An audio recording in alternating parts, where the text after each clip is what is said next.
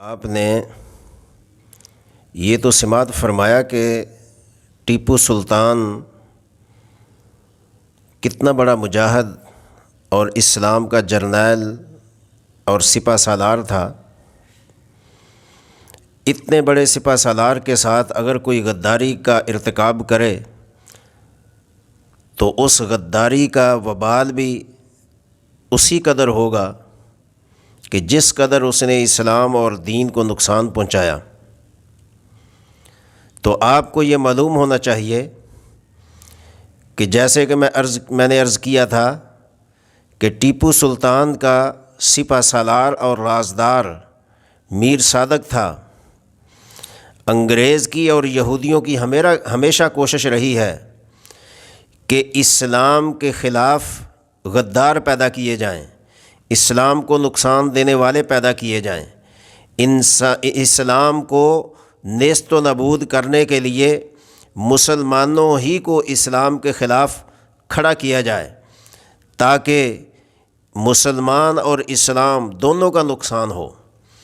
تو اسی لیے یہودیوں نے اور انگریز نے میر صادق کو خریدا اور ٹیپو سلطان کے خلاف کیا اور اسلام کے ساتھ غداری کرنے پر اس کو آمادہ کیا، اور میر صادق جو کہ سپہ سالار کا ایک سپاہی تھا وہ غدار بن گیا، اسلام کا غدار بنا، مجاہد کا غدار بنا، اور آج تک اس کو دنیا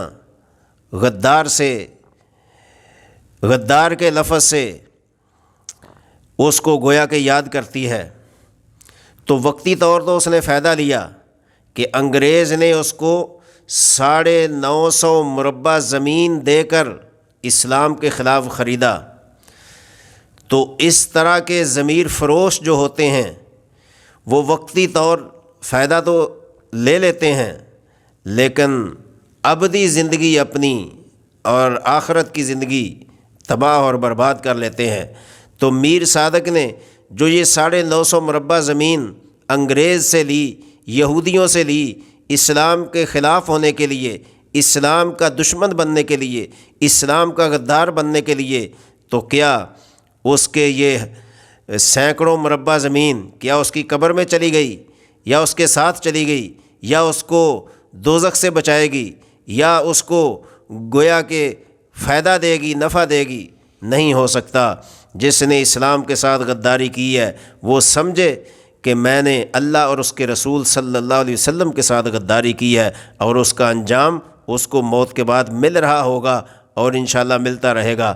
اسی طرح اس کے ساتھ ایک میر جعفر بھی تھا جس کو دنیا برے لفظوں سے یاد کرتی ہے۔